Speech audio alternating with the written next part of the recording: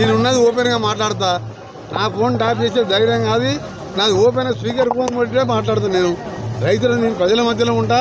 తెలంగాణ ఉద్యమకారుని తెలంగాణ కోసం మంత్రి పదవి వదిలిపెట్టినా. కానీ ఇలా మంత్రిగా 100 రోజుల్లోనే 100 కోట్ల రూపాయలు 100 రోడ్లు వేసిన నేను 24 గంటలకి 20 గంటలు కష్టపడుతున్నాం. కేంద్రంకి వెళ్ళి కూడా ఎక్కువ వేల కోట్ల నిధులు తీసుకొచ్చి హైదరాబాద్ చుట్టూ 30,000 కోట్లతో రీజనల్ లింక్ రోడ్ ఏర్పాటు చేపిస్తున్నాం. ఇవాళ అందరం ముఖ్యమంత్రి గారి నాయకత్వంలో టీం లాగా పనిచేస్తున్నాం. మీరు వచ్చే 5 ఏళ్లలో మా పాలన చూడండి. ఈ 6 గ్యారంటీలు కాదు, 5 ఏళ్ల పాలన చూసిన తర్వాత వద్దన్నా కాంగ్రెస్ పార్టీకే ఓటేస్తారు అన్ని పార్టీల వాళ్ళు.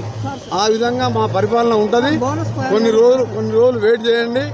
అందుకనే మీరు 3 నెలలకే ఏమా అన్నట్టు కేసీఆర్ వాళ్ళగా అని ఆఖరికి ఏమైంది? ఇప్పుడు ఇవాళ ఢిల్లీలో ఏం జరుగుతుంది? ఎవరుంటారు లోపల? ఎంతమంది లోపలికి పోతారో తెలియదు. ఉచిత కరెంటు పెట్టిందే కాంగ్రెస్ పార్టీ ప్రభుత్వం. ఇవాళ కరువు వచ్చిందని నిన్న మొన్న మా మినిస్టర్లు హరీష్ రావు లాంటి వారి 10 ఏళ్ళు మినిస్టర్గా ఉన్నోళ్ళు మీరు 10 ఏళ్ళు పాపాలు చేస్తే ఆ పాపాల పుణ్యమే ఇవాళ కరువు. ఒక్క మంచి పని చేయరైతురి.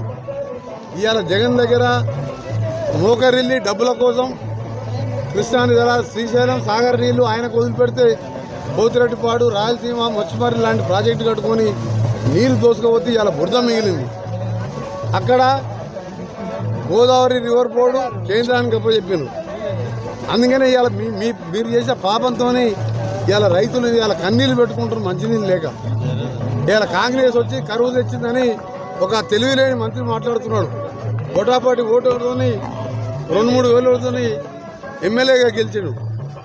నీకు బుద్ధి ఉంటే నల్గొండ జిల్లా దక్షిణ తెలంగాణలో 36 సీట్లకు 32 సీట్లు 60-70 వేల మెజార్టీ ఎందుకు గెలిచాను? 10 ఏళ్ళకెళ్ళి ఈ దక్షిణ తెలంగాణ అన్యాయం చేసింది కాబట్టి ఈరోజు నీకు ఆ ఎన్నికల్లో ఆ రిజల్ట్ వచ్చింది. ఇంకా కూడా బుద్ధి రాలే ఆ మంత్రులకు.